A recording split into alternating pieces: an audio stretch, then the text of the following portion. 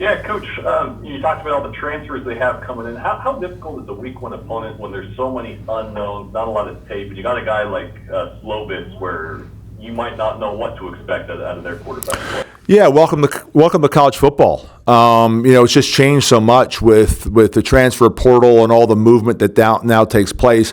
It's almost like a common theme now. I think almost every team that you play opening day is going to have a lot of moving parts. They might have a couple more than most because they really weren't satisfied with the season they had, even though they were a bowl team. I believe they won that bowl game.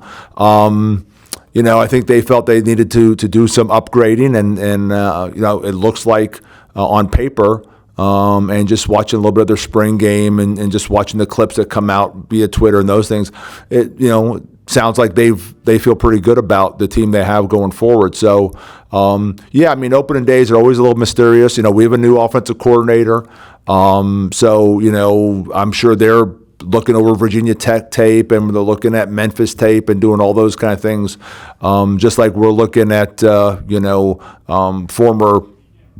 FCS tape.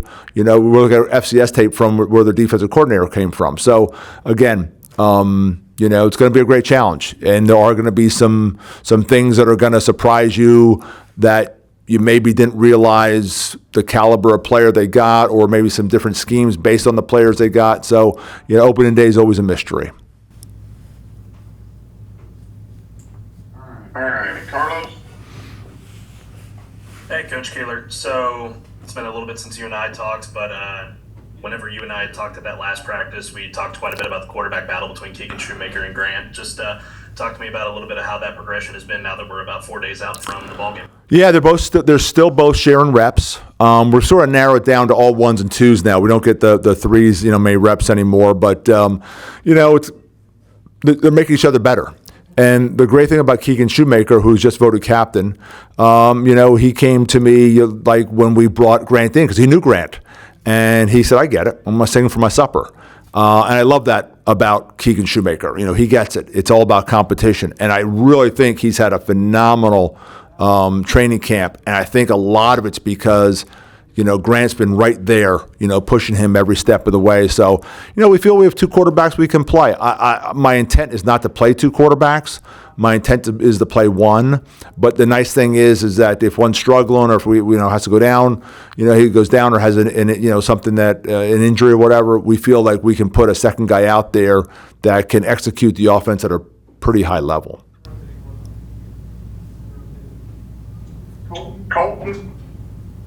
Coach, the offensive line is not necessarily rebuilt, but kind of reloaded from guys that played different positions last year.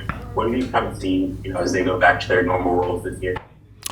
Well, then we added a couple Tyler JC kids on the left side who've played really well for us.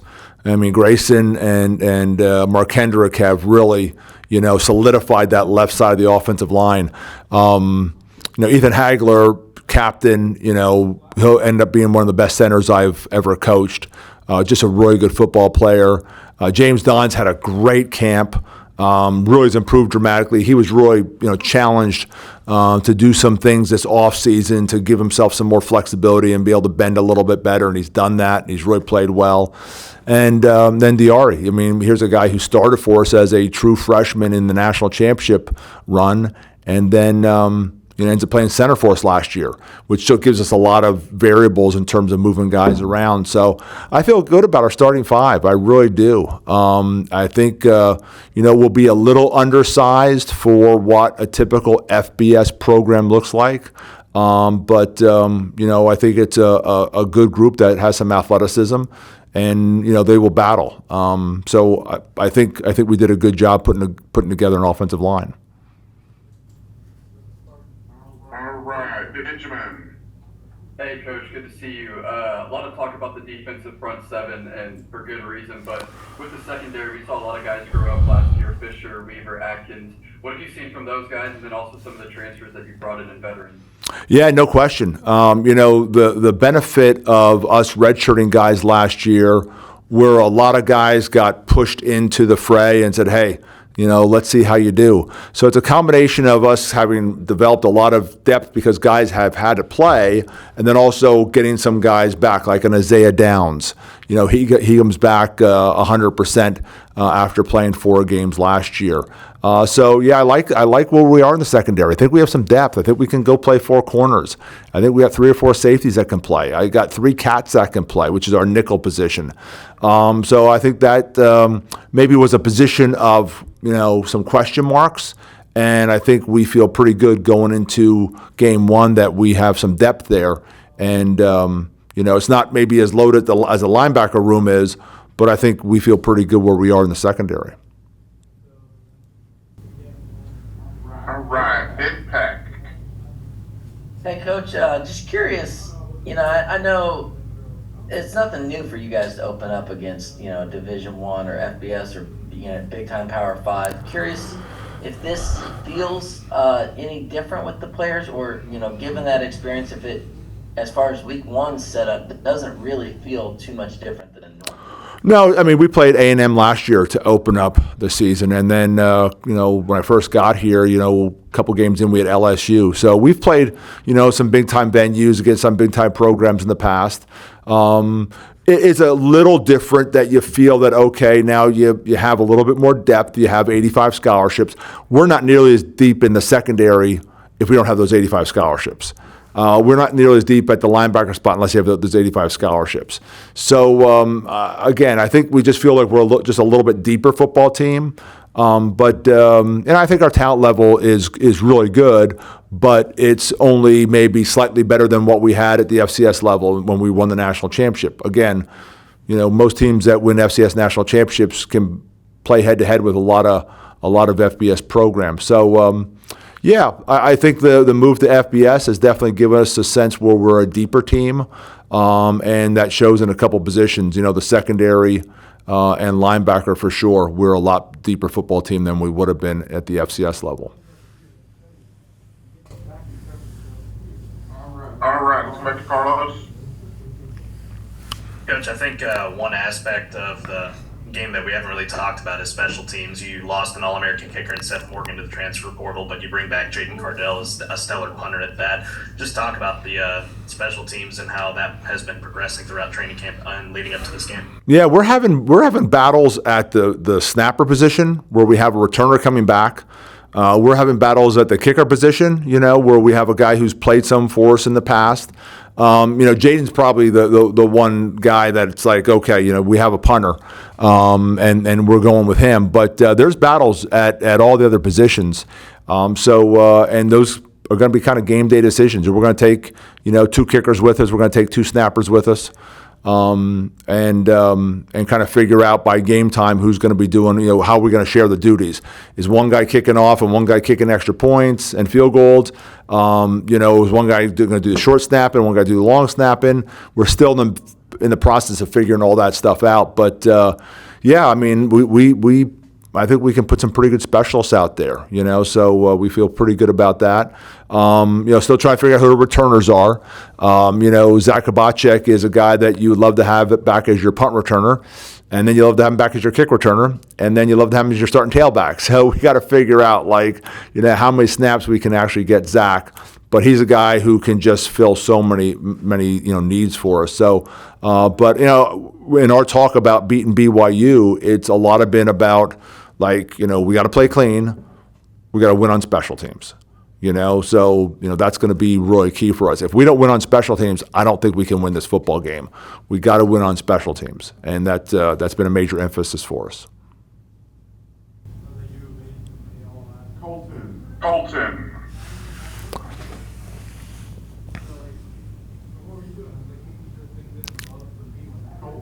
Colton, you got a question? Yeah, sorry, I think I'm frozen. I got you. Last season y'all redshirted a lot of guys. Has there been any limitations getting them back on the field, ready for this week 1 game? No, not at all. I mean, we pretty much, I'd say that, a couple guys were, like Jaden Phillips was a guy who was okay like the first 2 weeks, we're going to limit his contact, but then he's clear after that. But almost everyone else either was redshirted because we wanted to redshirt them, or we decided, like, listen, let's get this surgery done early. That way we can get them back 100% for next season. And, Trevor Williams and Markel Perry and all those guys have been out there. Javon Leon, going 100% pretty much since the first day of training camp. So, and again, if you look at our roster, I know it was brutal last year. We had this great Sam play for the Standard, but it was hard. It was hard watching all these really good players not be out there playing football for us.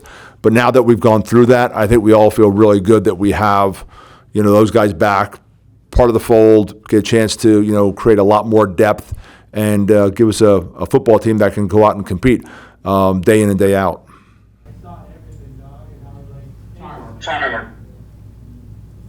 Yeah, Coach, how much of a measuring stick is this game that, week one in a hostile environment, the Power 5 team to say, hey, we proved to ourselves we do belong as an FBS team? Yeah. I think, our kids, first of all, teams that I coach will never lack any confidence. And I think they're excited to go see, where they measure up. We know it's an outstanding opponent. We know the players they've added. Again, we know going on the road is hard.